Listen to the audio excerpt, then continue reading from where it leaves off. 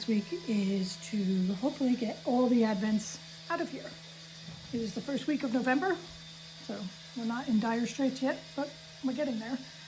But first off, while Mary Beth starts packing up Advents, I am packing up orders for the Enchanted Forest, orders that came in. So first thing I have to do is twist up the mini skeins. And I'm hoping that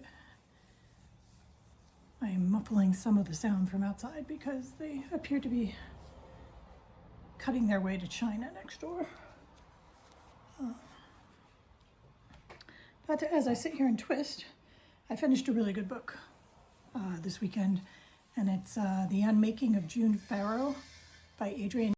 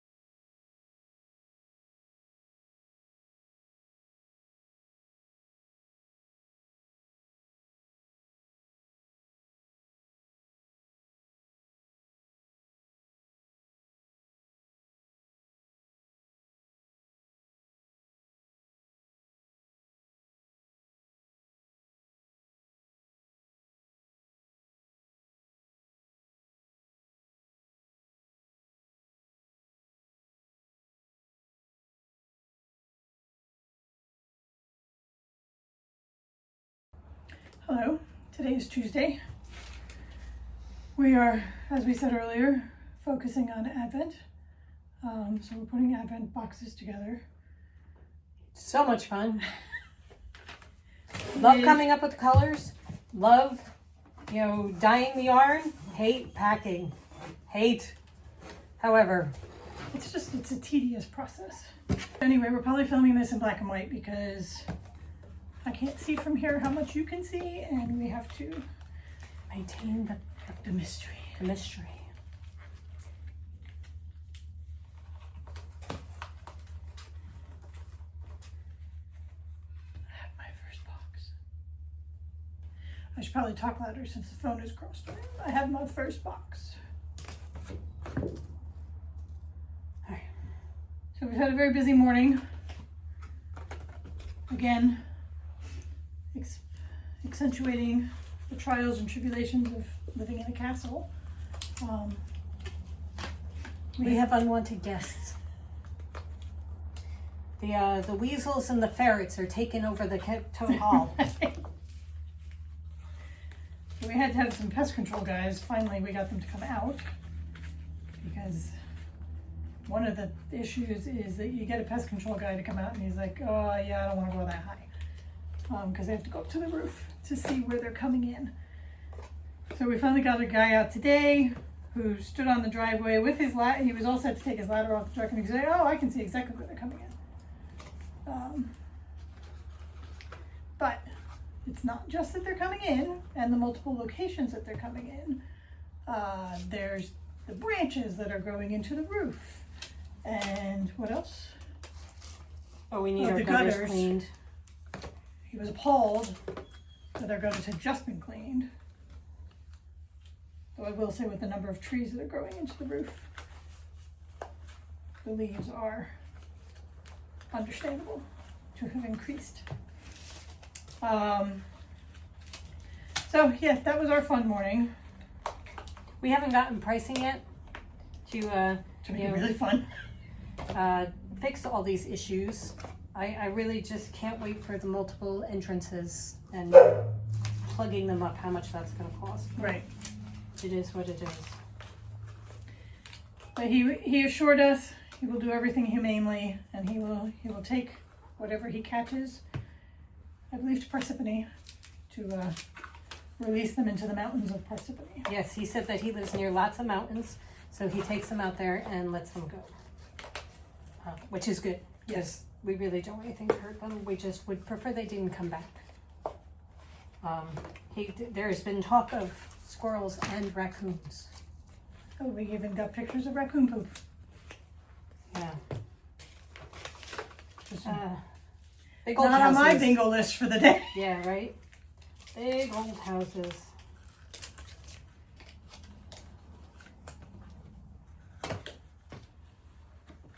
Hello everyone, welcome to Toad TV. I am Mary Beth. I am Helen. We are the creative hands and minds behind Toad Hollow. And welcome.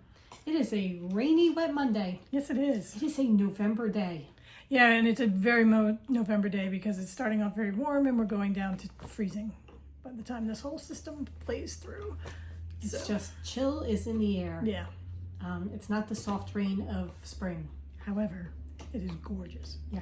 The leaves are in their peak Oh, it's so pretty. and it's just gorgeous.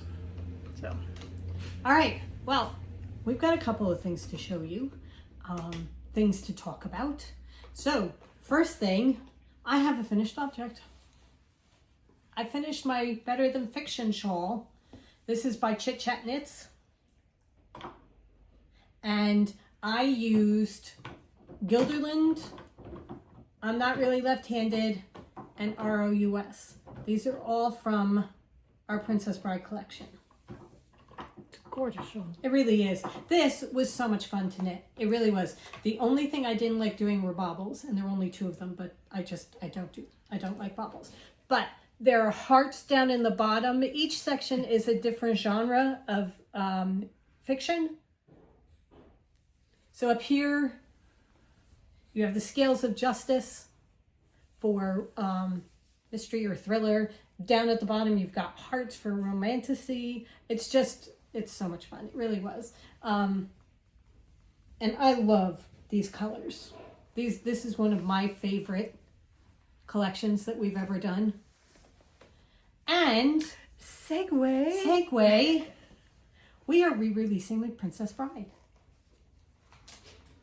There are 6 colors.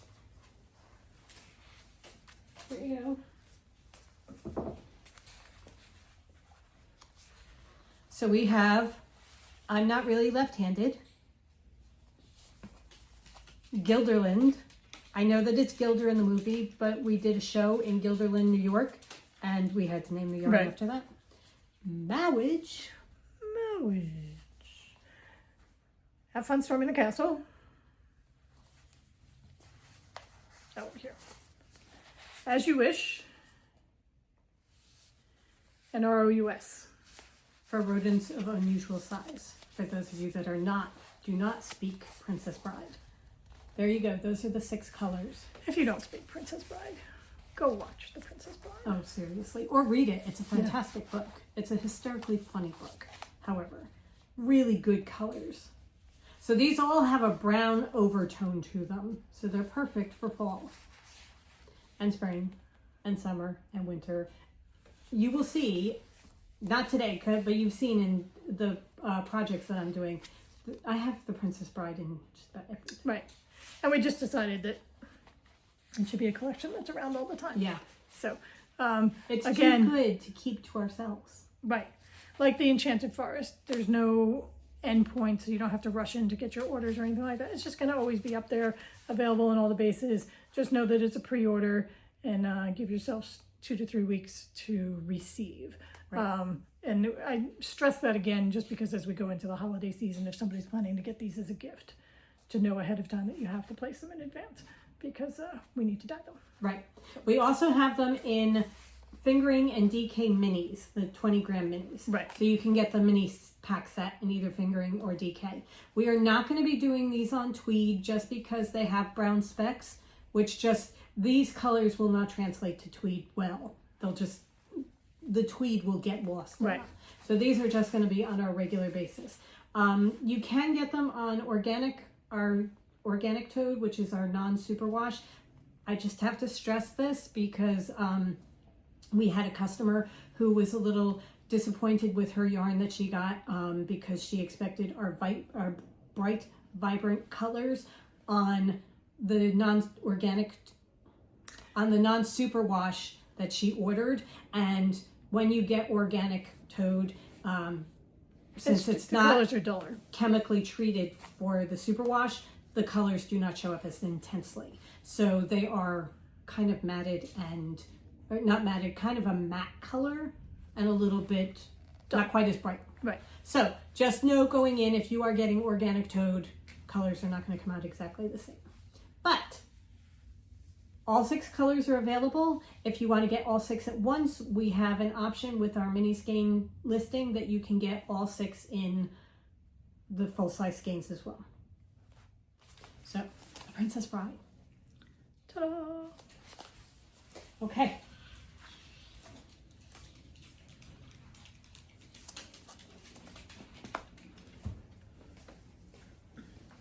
Right. I also finished a shawl. I finished the curling mist shawl, and I'm going to put in a video of me explaining. Okay, today is Thursday. We are going to be dyeing yarn today. But before we do that, before we get into that, I wanted to quickly show you our very messy library, which is going to be subject of yet another video because we have to clear this out before Thanksgiving. But anyway, that is beside the point. The very important news is I finished my curling mist shawl.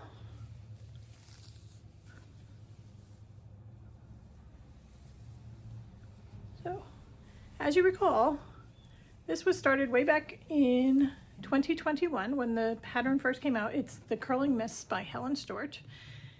The colorway is Dear Reader, which is obviously ours. And it's the Silky Merino Sport Blend.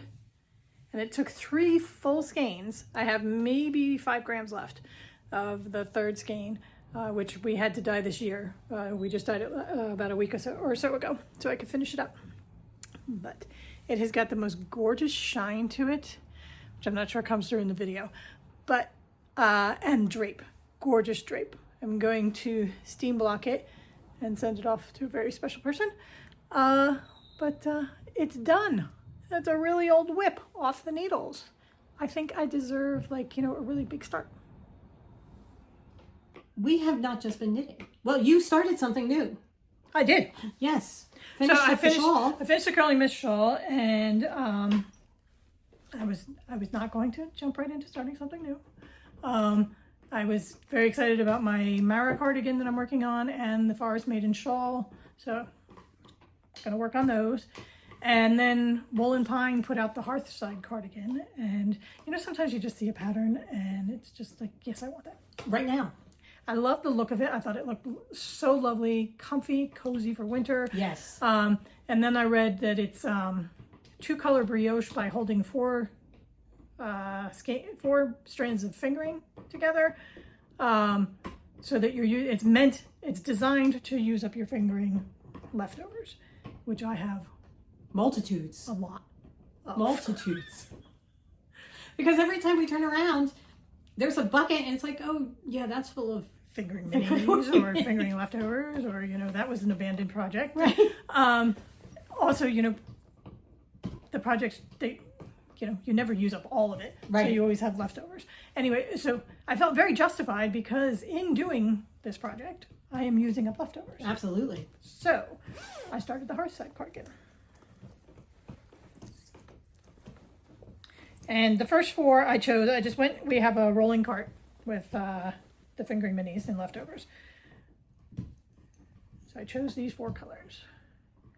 So I have Welks, Whims of Wisteria, because God forbid I should have a project that I don't put Whims of Wisteria in. this orange, which I think is from our Atlantis collection, I'm pretty sure it's the Atlantis collection. and Rambling Roses. So I chose those 4. And what you do first is you knit the shoulders in garter stitch, holding all 4 together. So you knit 2 shoulder pieces and do short rows, and then you join them, and then you start the brioche. And the brioche is 2-color brioche because you hold 2 strands for each color. So you have a darker and a lighter. So for the lighter, I am doing the Secret Gardens, the Winds of Wisteria and the Rambling Roses, and then for the darker, I'm doing the Welks and the orange. So here is where I am. So this is one of the shoulder, that's the back, okay. Here, this is one of the shoulder pieces. And I have chosen to have the light colors be my foreground colors. So you can see that it's the first thing you see is the light, and then the brights are in between the 2 columns. So I was zipping along. I did my shoulder pieces. I joined, because you do the shoulder pieces and then you cast on for the back to join it for the back. And I got probably 6 or 7 rows in, and I'm like, this brioche is not right. So I had to go back and figure out what I was doing wrong. I figured that out. I pulled it back and I started again, and and once I did it, I got the brioche right. And the problem with brioche is the brioche stitch, the setup for it is the stitch that they call it is S1 or SL1, depending on who, YO. So it's slip 1, yarn over. Right. And then when you're coming back the next row, the brioche is that you knit the yarn over and the stitch together, the slip stitch together.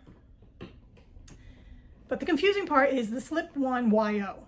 It's the order in which you do it, because you think slip 1, yarn over. Right.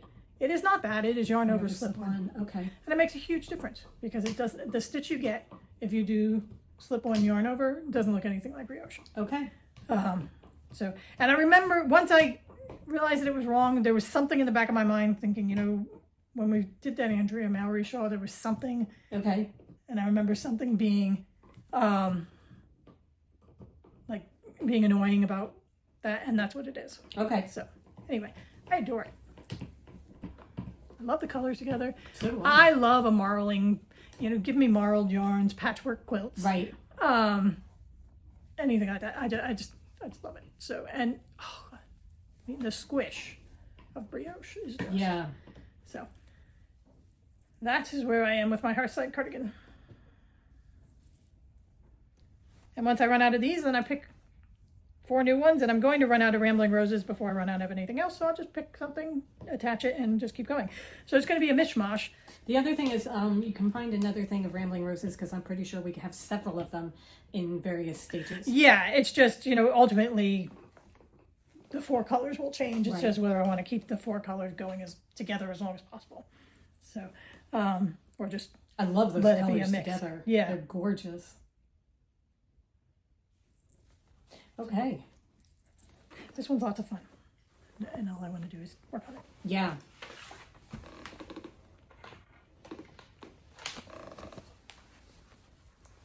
I had thoughts of starting a new project, and I was looking for a sweater to start, and the sweater that I came down on was pretty much exactly the no-frill sweater, using 1 strand of fingering and 1 strand of mohair, and it's pretty much exactly the no-frills, just a different name. So I thought maybe what I should do is finish the no-frills first before I start something else. So that's what I've been working on. I'm still trying to finish off my body. Excuse me. Are you in the rib? No. Oh, okay. No, I haven't. I keep measuring it and seeing what the length is, and I haven't gotten to You the point lose where- inches rather than gain them. Well, I can have it be, you know, the 20 3/4 or whatever it's supposed to be if I pull at it, but I don't think you should pull at it. I think it should just sit there. Right. So I am not there yet. So And I it am does continuing. not grow that much lengthwise, I can tell you from experience, Right. with blocking because of the mohair. So I'm going to just keep going around and around until I get to the point where I think I'm really bored now. I need to put on ribbing and put on a couple of We will have a months' slightly cropped sweater because Right. I am done. Right. Anyway, so I am continuing to work on that, plus all the other projects that I have on the needles, which there are many.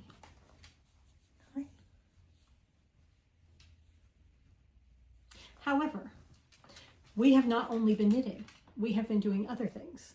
So a couple of weeks ago, we brought a couple of quilts up to Sew Jersey and had them do their long arm quilting on them. And we got them back maybe 2 weeks ago. Halloween. It was your birthday, because Yeah, it was like, we did it the Wednesday before my birthday. So about 2 weeks ago, yeah, we went out and got them, and I finished my Alice quilt, which you guys saw last week. No? Anyway, the other one that I had done was a nautical one, and I put the binding on that this weekend, and this is what that one looks like.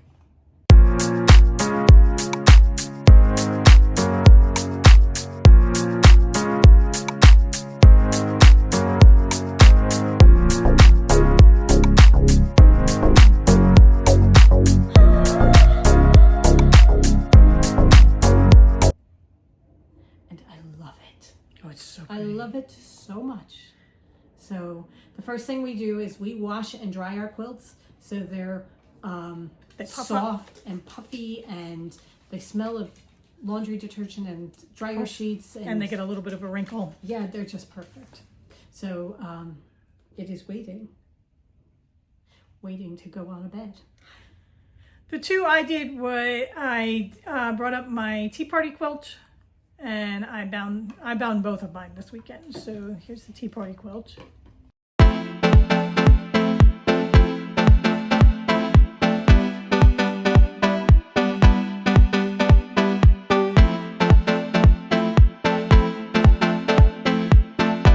It is so exciting to have this one done. I know. And it looks so good on my bed. And you got it done, other than the cutting, right, within a year. I started it in June. Piecing. Okay. So within 5 months. Within 5 months. 4.5 months, yes, you got because, it done. It was a good month with the alarm quilt too. Right. So, and then the other one I did was the Tic Tac Cat quilt, and that is here.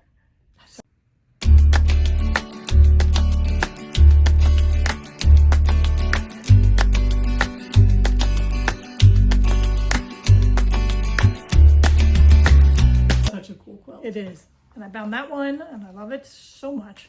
And that quilt has a Halloween version that I was going to do, but then, Halloween snuck up on me, and now it wasn't done. So next year. Yeah.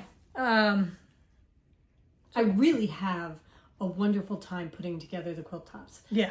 Quilting itself is not my favorite thing to do. However, I can do it. And the binding, I always think that the binding is going to be so onerous, and it's not. It really isn't. The Tea Party quilt and the nautical one. Oh, and the Halloweenies, they were huge. Yeah, those are big quilts. I tend to go big. It wasn't that bad.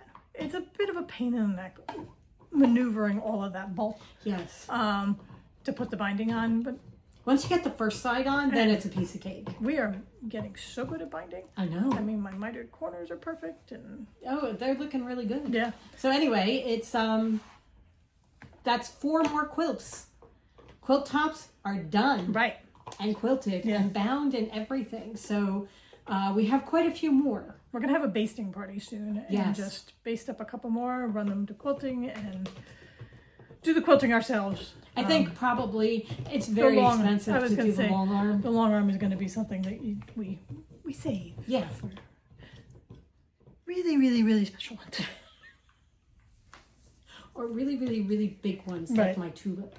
Because I think that one may be like 7 feet tall. The Halloweenies was huge. Yes, it was. And really, once I got started with it and started doing it, it was not terrible. Right. It's a matter of hunkering down and doing it, Also, I think the machine helps, and I moved my table back we have very good machines, that the quilt can go through and just go down. Before it was going through and getting stuck against the table that was behind my table, so it was just getting really bunched up, and this way it just goes through quickly. So all right, so that is it pretty much for crafting. There has been some cross-stitching and some knitting on other projects, but not really anything to show any great progress. So Shall we go into books? Yes, I have one good book. Okay, well, we actually each have one good book. And we are doing a reading challenge with a friend of ours. And the month of November is Pirates.